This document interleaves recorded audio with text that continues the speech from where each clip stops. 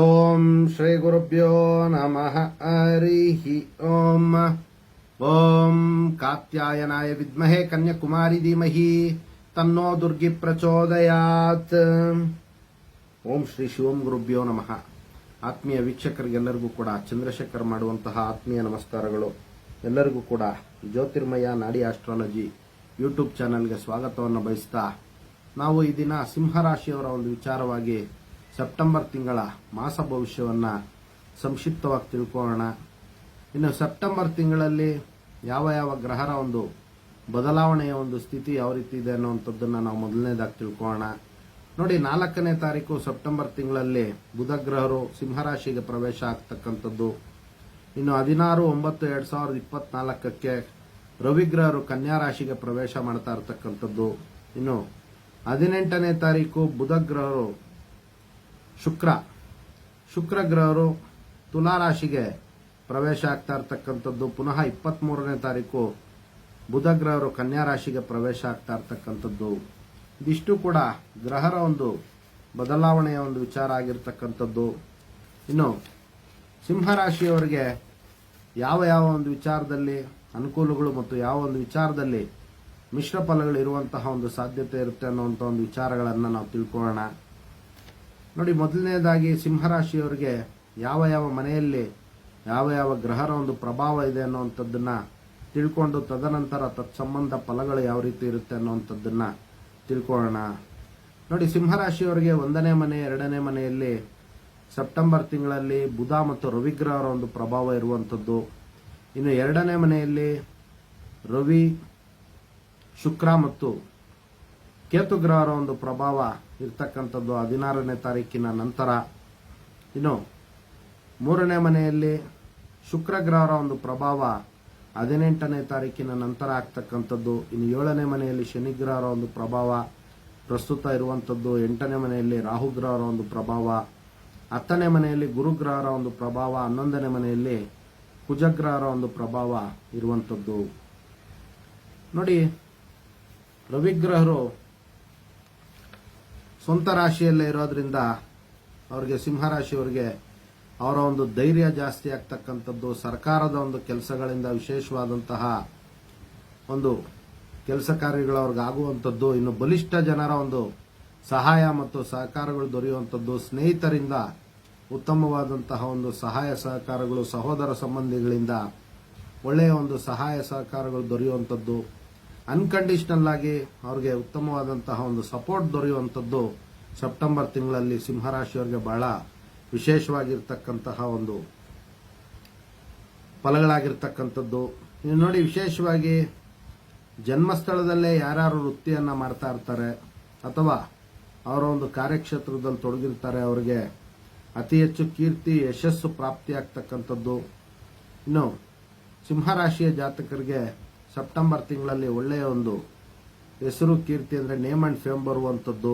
ಇನ್ನು ಭೂಮಿ ಸಂಬಂಧ ವಿಚಾರಗಳಲ್ಲಿ ಯಥೇಚ್ಛವಾಗಿ ಲಾಭ ಬರುವಂತಹ ಒಂದು ಸಾಧ್ಯತೆಗಳು ಅತಿ ಹೆಚ್ಚಾಗಿರುತ್ತೆ. ಇನ್ನು ನೋಡಿ, ಅವರಿಗೆ ಸ್ವಾಭಿಮಾನ ಜಾಸ್ತಿ ಆಗ್ತಕ್ಕಂಥದ್ದು. ಇನ್ನೂ ಹೆಚ್ಚಿನ ರೀತಿಯಲ್ಲಿ ನಾವು ದುಡಿಬೇಕು ಅಥವಾ ಹೆಸರನ್ನ ಗಳಿಸಬೇಕು ಅನ್ನುವಂತಹ ಒಂದು ಛಲ ಅವರಿಗೆ ಸಿಂಹರಾಶಿಯವರಿಗೆ ಸೆಪ್ಟೆಂಬರ್ ತಿಂಗಳಲ್ಲಿ ಅತಿ ಹೆಚ್ಚಾಗಿ ಬರ್ತಕ್ಕಂಥದ್ದು. ಇನ್ನು ರಾಜಕಾರಣಿಗಳಿಗೆ ಮತ್ತು ಹಿರಿಯ ಅಧಿಕಾರಿಗಳಿಗೆ ಒಳ್ಳೆಯ ಕೀರ್ತಿ, ಯಶಸ್ಸು ಮತ್ತು ಅವರ ಒಂದು ಕಾರ್ಯವ್ಯಾಪ್ತಿಯಲ್ಲಿ ಒಳ್ಳೆಯ ಒಂದು ಪದವಿಗಳು ಪ್ರಾಪ್ತಿಯಾಗುವಂತಹ ಒಂದು ಸಾಧ್ಯತೆಗಳು ಸೆಪ್ಟೆಂಬರ್ ತಿಂಗಳಲ್ಲಿ ಸಿಂಹರಾಶಿಯ ಜಾತಕರಿಗೆ ಇರ್ತಕ್ಕಂಥದ್ದು.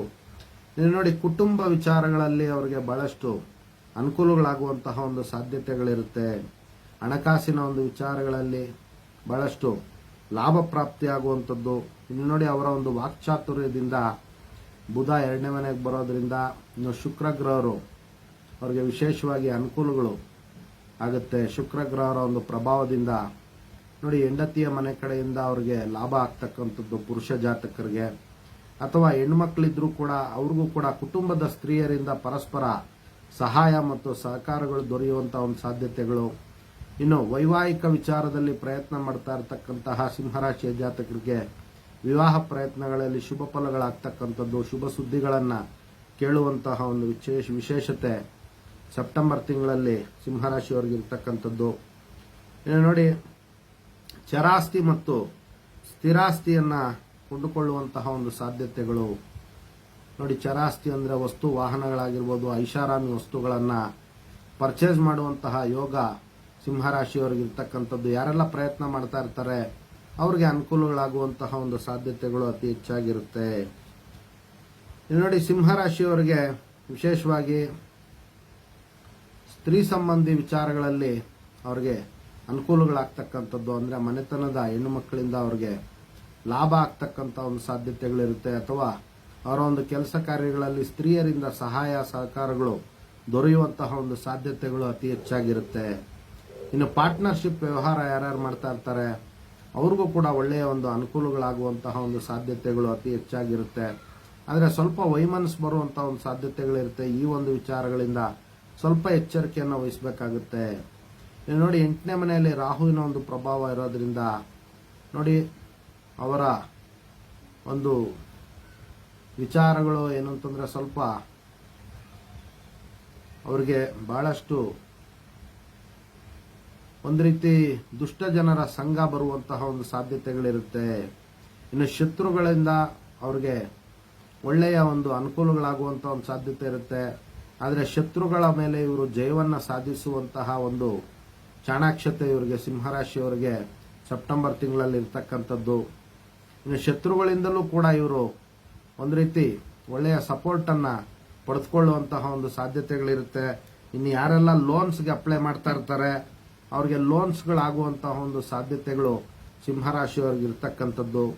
ಇನ್ನು ನೋಡಿ, ವೃತ್ತಿ ಕ್ಷೇತ್ರದಲ್ಲಿ ಒಳ್ಳೆಯ ಒಂದು ಪ್ರಾಫಿಟ್ ಆಗುವಂಥದ್ದು, ಅಥವಾ ಇವ್ರಿಗೆ ಸ್ಯಾಲ್ರಿ ಹೈಕ್ ಆಗುವಂತ ಒಂದು ಸಾಧ್ಯತೆಗಳಿರುತ್ತೆ, ಅಥವಾ ಪ್ರಮೋಷನ್ಸ್ ಅನ್ನ ಬಯಸ್ತಾ ಇರ್ತಕ್ಕಂಥವ್ರು ಈಗಾಗಲೇ ಪ್ರಯತ್ನ ಮಾಡಿರುವಂತವ್ರಿಗೆ ಅವರ ಒಂದು ನಿರೀಕ್ಷೆಯಂತೆ ಪ್ರಮೋಷನ್ಸ್ ಕೂಡ ಆಗುವಂತಹ ಒಂದು ಸಾಧ್ಯತೆಗಳು ಸೆಪ್ಟೆಂಬರ್ ತಿಂಗಳಲ್ಲಿ ಇರ್ತಕ್ಕಂಥದ್ದು. ಇನ್ನು 11ನೇ ಮನೆಯಲ್ಲಿ ಕುಜಗ್ರಹರ ಒಂದು ಪ್ರಭಾವ ಇರೋದ್ರಿಂದ ನೋಡಿ, ಭೂಮಿ ಸಂಬಂಧ ವಿಚಾರಗಳಲ್ಲಿ ಇವರಿಗೆ ಜಯಪ್ರಾಪ್ತಿ ಆಗುವಂಥದ್ದು. ಇನ್ನು ನ್ಯಾಯಾಲಯ ಸಂಬಂಧಿ ವಿಚಾರಗಳಲ್ಲಿ ಇವರಿಗೆ ಜಯಪ್ರಾಪ್ತಿ ಆಗುವಂತಹ ಒಂದು ಸಾಧ್ಯತೆಗಳಿರುತ್ತೆ. ಶತ್ರುಗಳಿಂದ ಇವರ ಒಂದು ಶತ್ರುಗಳ ಮೇಲೆ ಜಯವನ್ನ ಸಾಧಿಸುವಂತಹ ಒಂದು ಸಮಯ ಸಂದರ್ಭ ಸನ್ನಿವೇಶಗಳು ಇವರಿಗೆ ಬರ್ತಕ್ಕಂಥದ್ದು. ಇನ್ನು ಕಾಲಭೈರವನ ಒಂದು ಆರಾಧನೆ ಮಾಡೋದ್ರಿಂದ ಸಿಂಹರಾಶಿಯವರಿಗೆ ಸೆಪ್ಟೆಂಬರ್ ತಿಂಗಳಲ್ಲಿ ಇನ್ನೂ ಹೆಚ್ಚಿನ ರೀತಿಯಲ್ಲಿ ಶುಭ ಫಲಗಳನ್ನು ಪಡ್ಕೊಳ್ಬಹುದಾಗಿರುತ್ತೆ. ಇದಿಷ್ಟು ಕೂಡ ಸಿಂಹರಾಶಿಯವರ ಸೆಪ್ಟೆಂಬರ್ ತಿಂಗಳ ಸಂಕ್ಷಿಪ್ತ ಮಾಸ ಭವಿಷ್ಯ ಆಗಿರ್ತಕ್ಕಂಥದ್ದು. ಎಲ್ಲರಿಗೂ ಕೂಡ ಜಗನ್ಮಾತೆಯ ದಿವ್ಯ ಆಶೀರ್ವಾದ ಇರಲಿ ಅಂತ ಮತ್ತೊಮ್ಮೆ ನನ್ನ ಆರಾಧ್ಯ ದೇವತೆ ಲಲಿತಾಂಬಿಕೆ ಬಳಿ ಪ್ರಾರ್ಥನೆ ಸಲ್ಲಿಸುತ್ತಾ, ಸರ್ವೇ ಜನಃ ಸುಖಿನೋ ಭವಂತು, ಸಮಸ್ತ ಸನ್ಮಂಗಳಾನಿ ಭವಂತು, ಶುಭಮಸ್ತು.